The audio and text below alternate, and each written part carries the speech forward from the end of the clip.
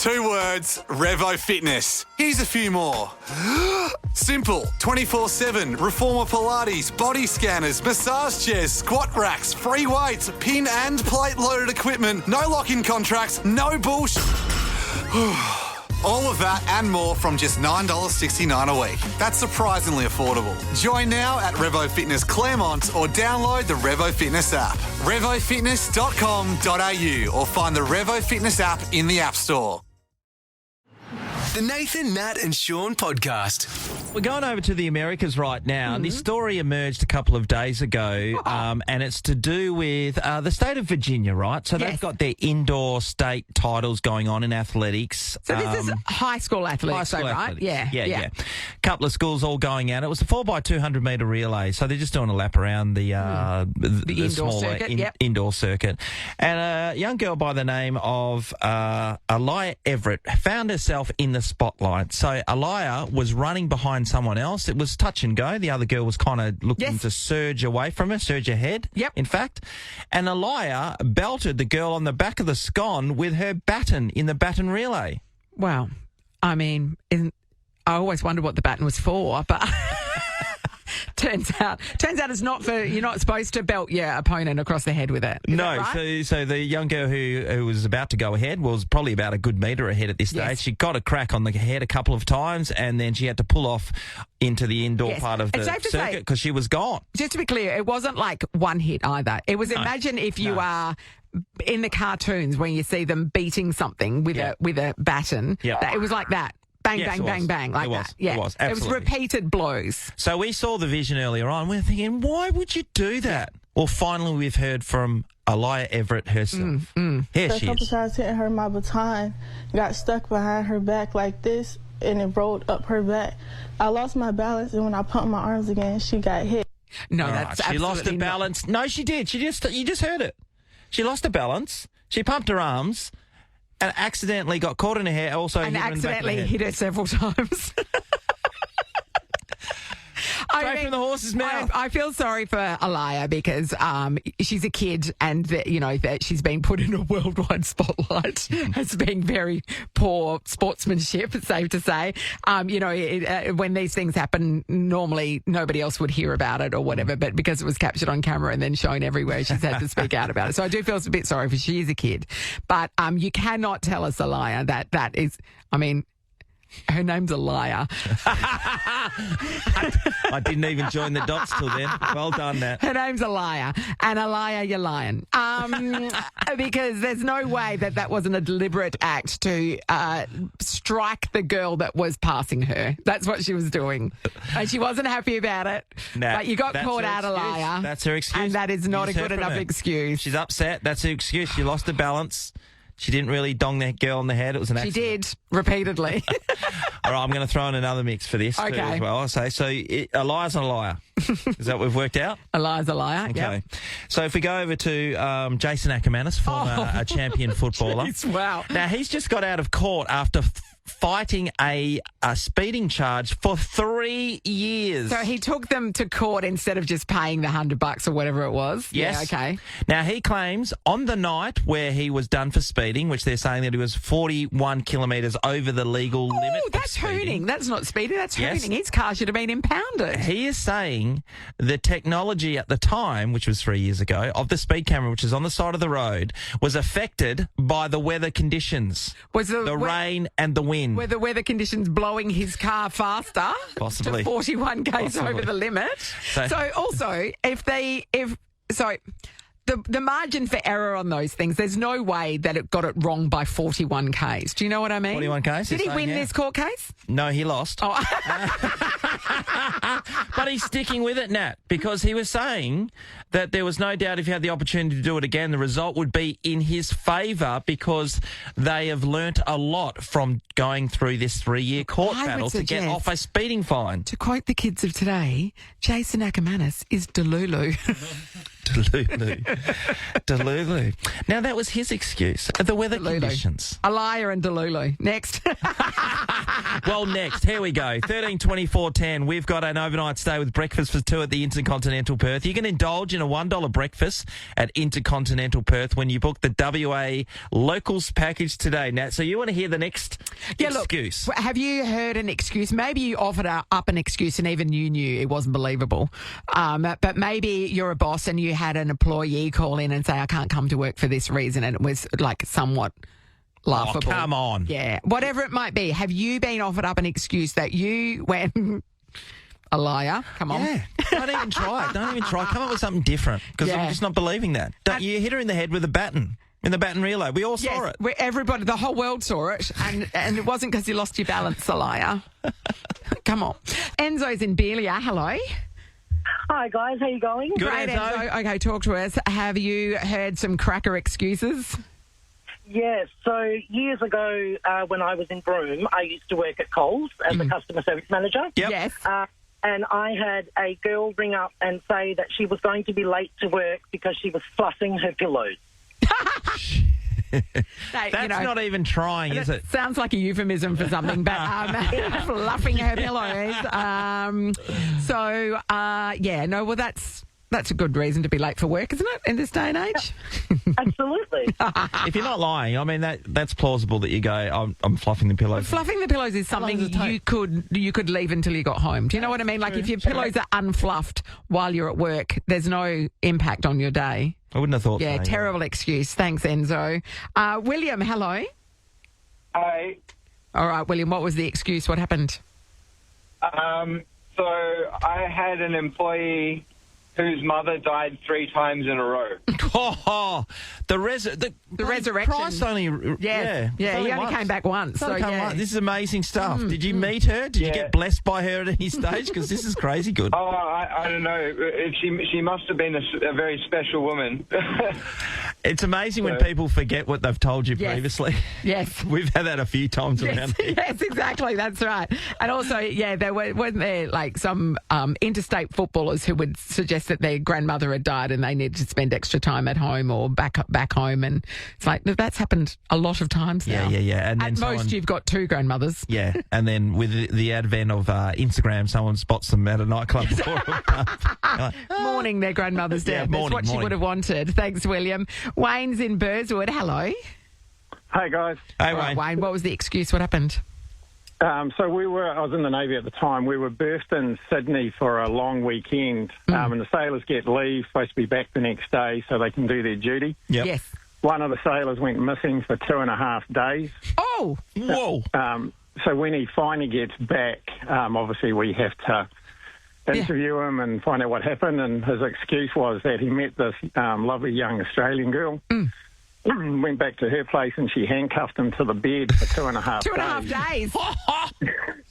And was doing horrible things to him. Oh, yes. Is he okay? Apparently he could see the ship when she went out during the day, but he was handcuffed to the bed. And so when he finally gets back, so we had to take him to the captain's table for disciplinary action. Yes.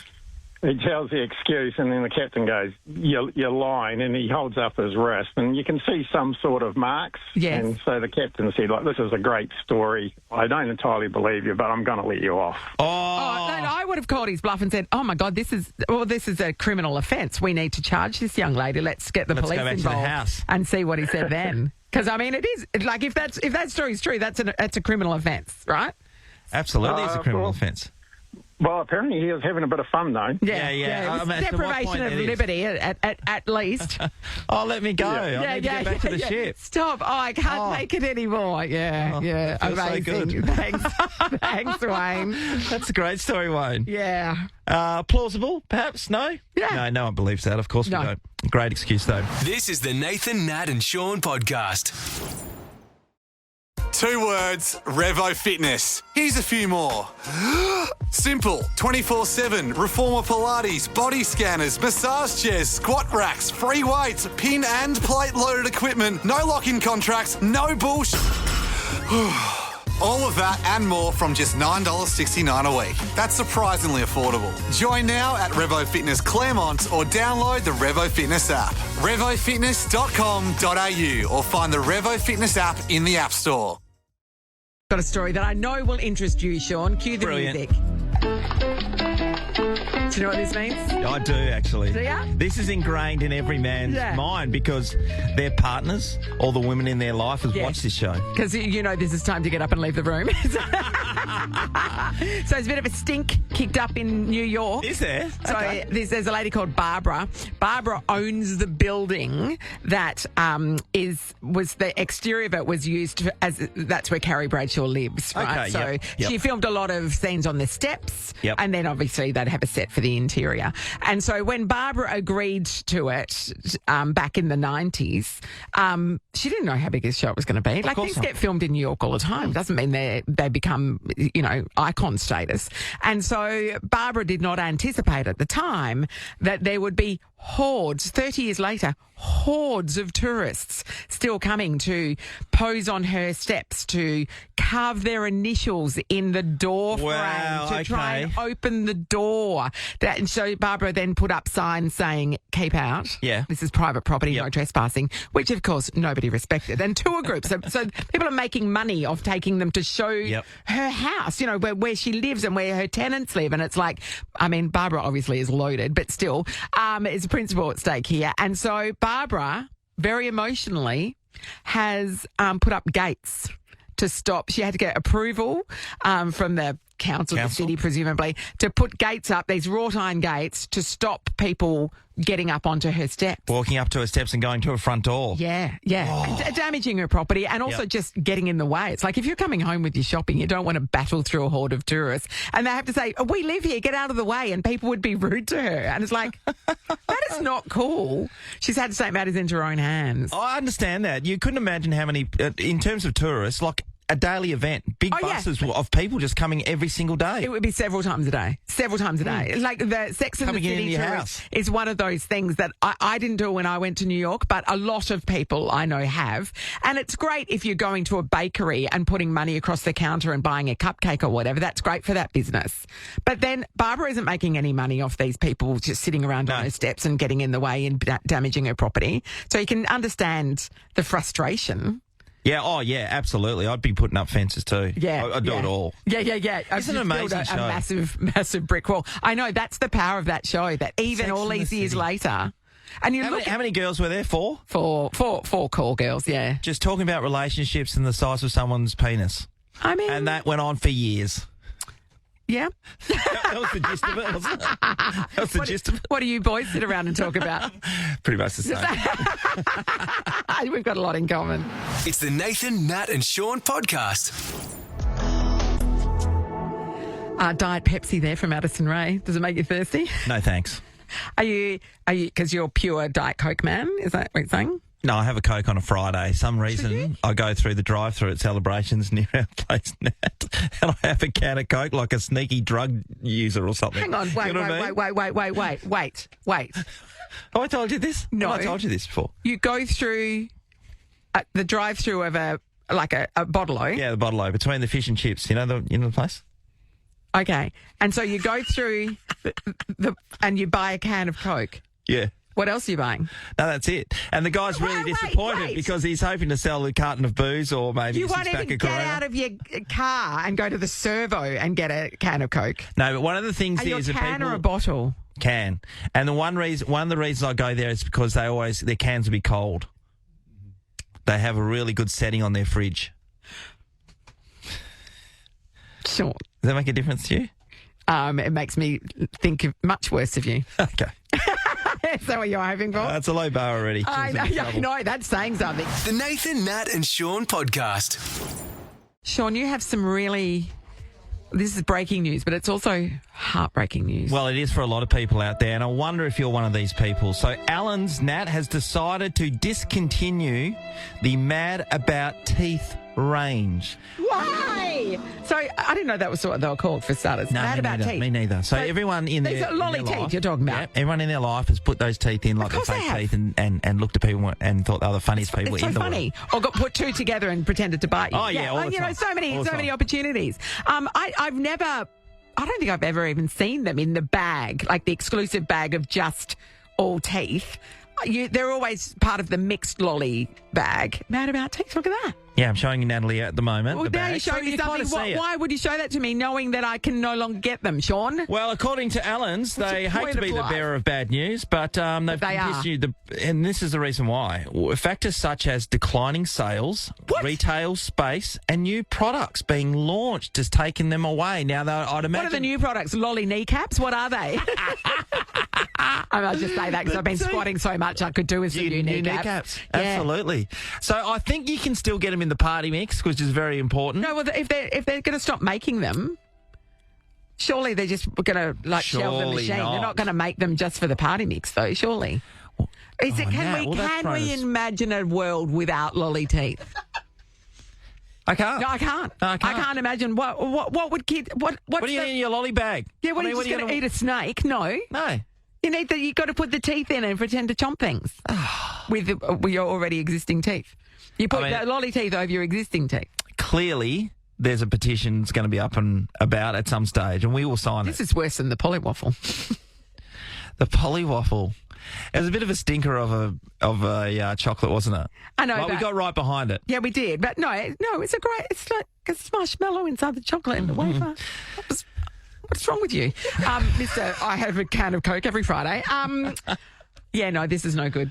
Alan's, you've disappointed us. Disappointed a lot of people. Lolly bags will never be the same again. And how are you going to play those jokes on people? Can you keep your lolly bags out of it, please? Nathan, Nat and Sean is a Nova podcast. For more great comedy shows like this, head to novapodcasts.com.au. 2 words, Revo Fitness. Here's a few more.